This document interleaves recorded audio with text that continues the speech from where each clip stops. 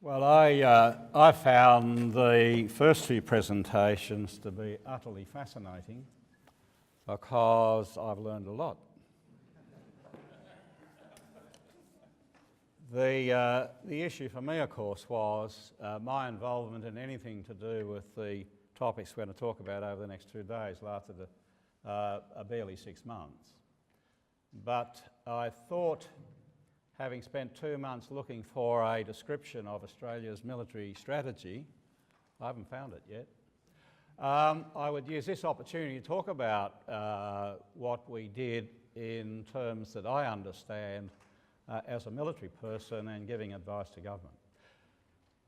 And I do so against the background of firstly understanding precisely what happened on the 11th of September in 2001. The world changed. It changed dramatically. In 1993, when I was working in a different place, I do remember a government counting people on foreign operations down to the numbers of bodies, not for any military purpose, but for how much would it cost government. That changed in 9/11. 9/11 was a black swan event. It was a version of shock and awe, and I think we do need to understand it because I think it is critical about how we think about the exercise of policy, Australian policy on one hand, and our strategy on the other. When George Bush assumed the presidency on the 26th of January in 2001, there would have been nothing further from his mind than the events of September 11. So, what I'd like to do now is, I've got a thing here, so that's what I've just said. And now I'd just like to play this video.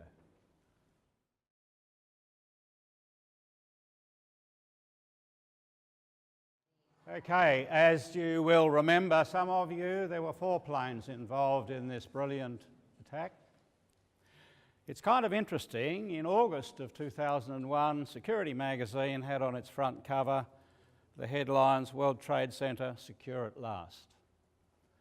The government and New York City had spent $73 million securing the basement car park to protect itself from the events that occurred in 1993. Now, I've shown that video because I think it's really important to set our minds in the mindsets of people who are making decisions.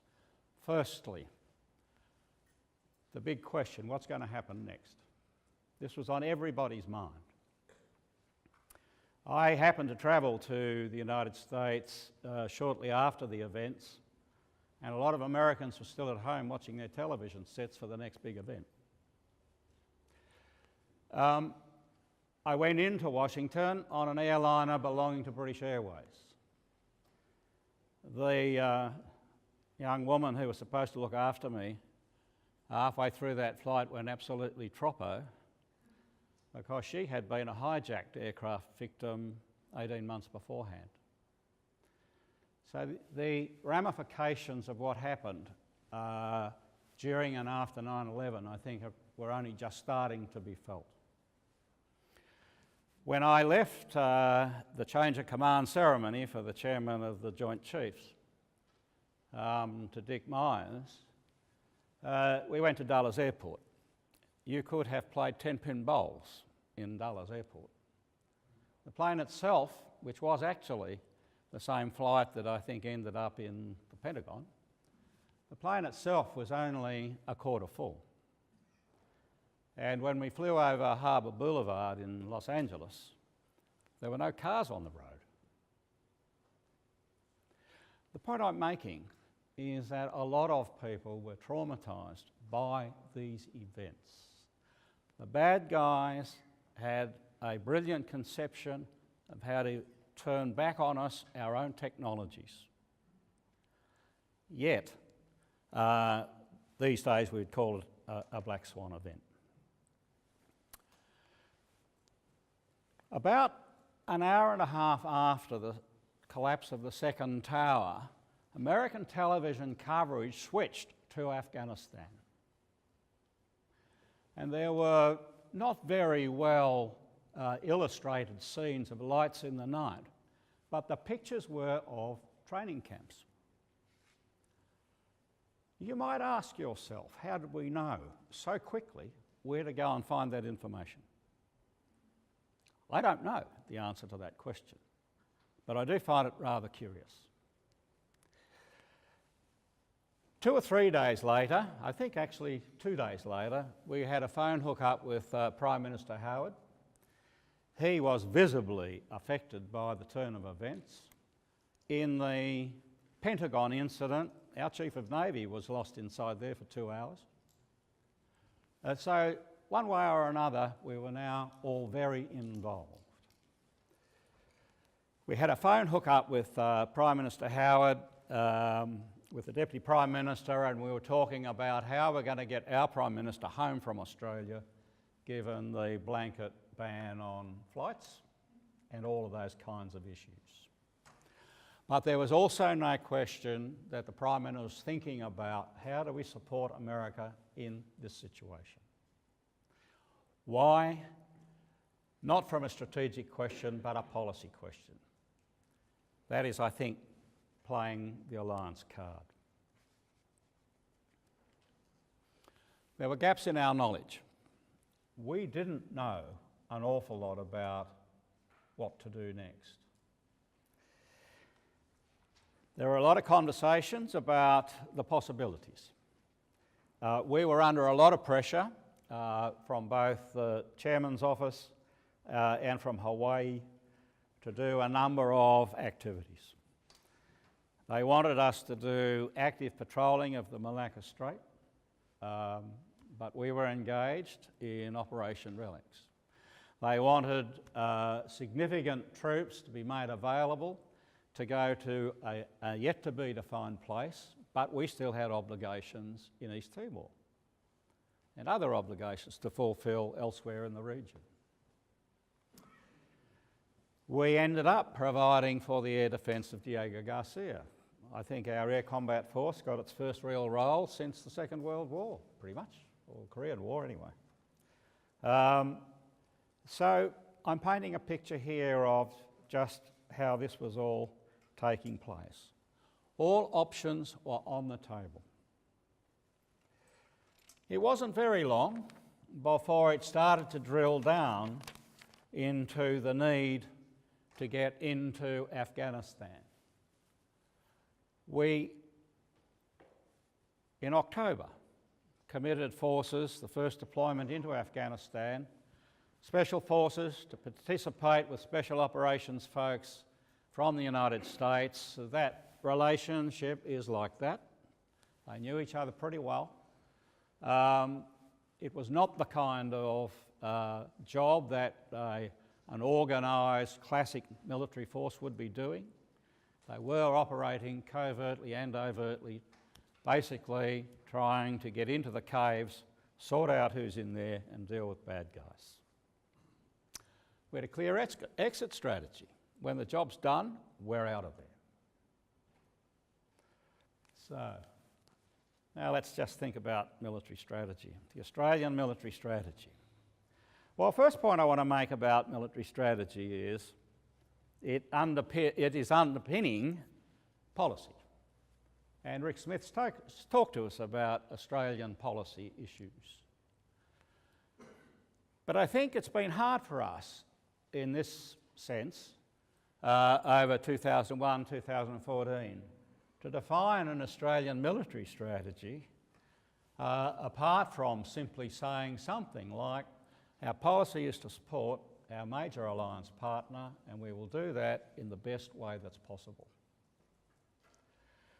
That isn't always meeting what the United States requires us to do, but it is going as far as we think is prudently possible. But how do you go about planning in an alliance relationship? I think I agree with Robert Hill in the sense of asking the question, as the minor player in the ANZUS alliance, did we do enough to influence decision-making in Washington, DC? Were we close in to the higher levels of thinking and decision-making where it mattered, or weren't we? I recall that he and I went round the globe in May of 2002, and we went to Washington, spent some time with Don Rumsfeld. That was pretty interesting. And then we also went to London, and I had a big fight with the Chief of the Defence Staff over this thing he called ISAF that the Brits were setting up in Kabul on the basis they'd run it for 3 months and then hand it off to us. And my good friend Mike Boyce didn't really like my answer, which was get stuffed. We are doing heavy lifting with special forces out there in the caves, and we think that's an entirely appropriate kind of operation for us to be doing at this time.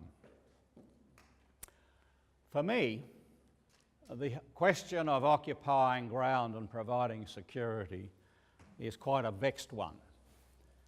I don't think we seriously asked ourselves enough about what would that really take to do effectively in a place like Afghanistan, where the Soviet Union had already been seen off. And I've since then read quite a number of books on the Soviet experience, and boy oh boy, you realise what a difficult place it is to go and work. So, the US committed to Afghanistan on the 7th of October. We went in at the end of the month,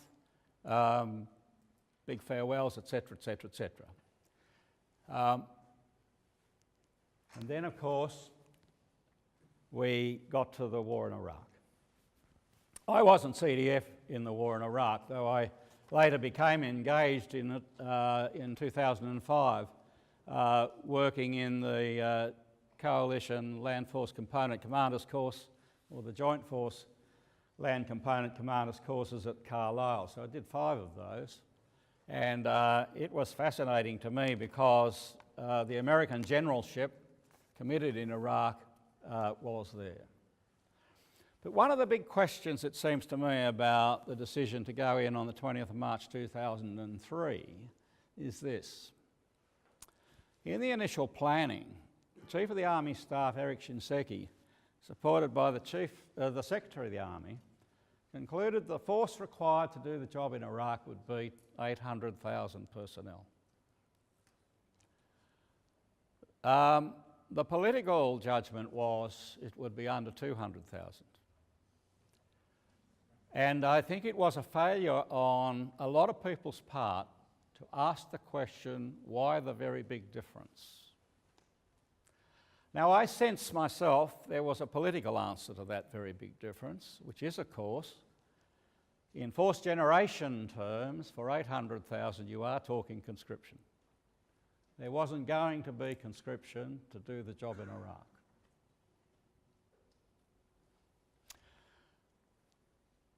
I am certain that subsequent history will show, had we taken that question much more seriously, we might have actually got a different answer. My judgment is we committed to Iraq light. We were able to use military capabilities to do the initial phases very well. And we were involved in some of that. But then, once that job was secure and we were doing the hard business, which is trying to run the place, and in the background of getting rid of the real people who can help you, like the Iraqi army and the Ba'athist party and all of those kinds of people, we really did make a big job hard for ourselves. And you've heard the rest of the history here this morning. After we withdrew from Afghanistan at the end of 2003 and washed our hands and said, job well done, we're out of here now, exit strategy in action, and because of, I believe, now the events taking place in Iraq, it was decided we were going to go back and have another run. And we began to become involved in what I call Afghanistan the Long War.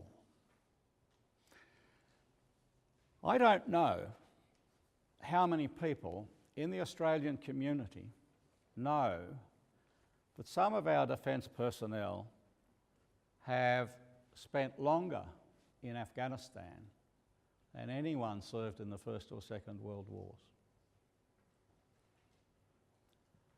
Yes, they've been well rewarded by pots of gold for what they have done. But I believe the cost we are yet to truly define of those commitments with our people.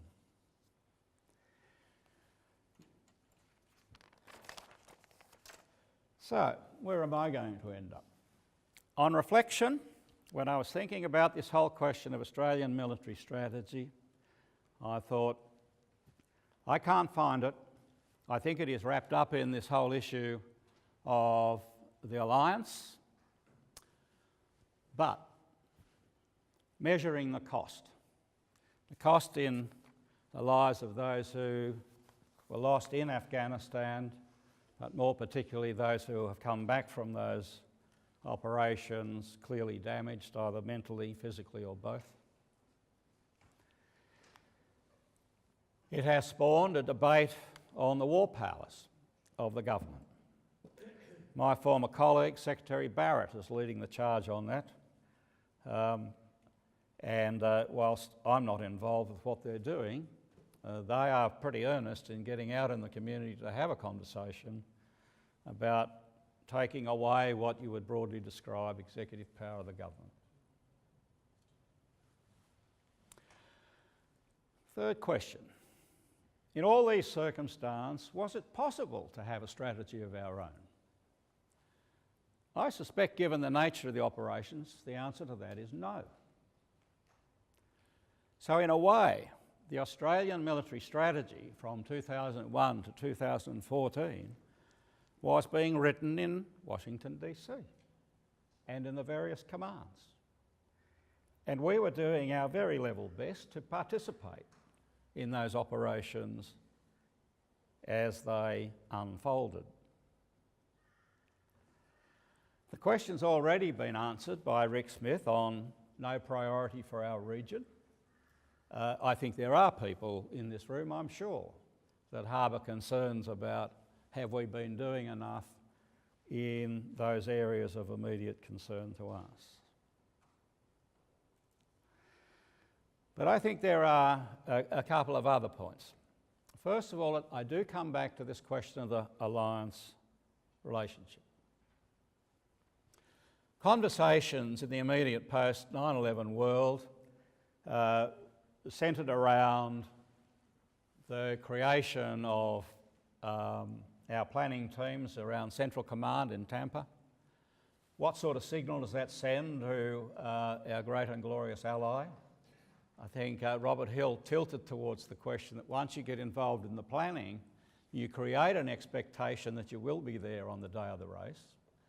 And to be honest, in an alliance like the one we have with the US, if you'd walked away from the US, that would have been a really bad day. So those expectations were there. But I come back to the issue of how much influence were we able to bring to the bigger decisions taking place in and around the councils of war in Washington. And I do not believe that we pulled our weight properly as a junior alliance partner there. I think we should have done more to make our voices heard and to try and shape some better outcomes. Finally, exit strategies. I doubt that there's anyone in this room who knows when this is going to end. It seems to me it's getting uglier and uglier with the passage of time, and harder to see an end. But I would certainly say this to you. There is no doubt Australia will not be there if the United States is withdrawn. And I suggest to you that our exit strategy is going to be very much bound up with their exit strategy. Finally, there's a rather interesting little book, Foreign Affairs, December 2014, What Have We Learned? The Lessons from Afghanistan and Iraq. If you accept my hypothesis that our Australian military strategy is very much wound up in US military strategy, the articles in Foreign Affairs on this edition are a pretty good read. So I'd like to stop there. Thank you.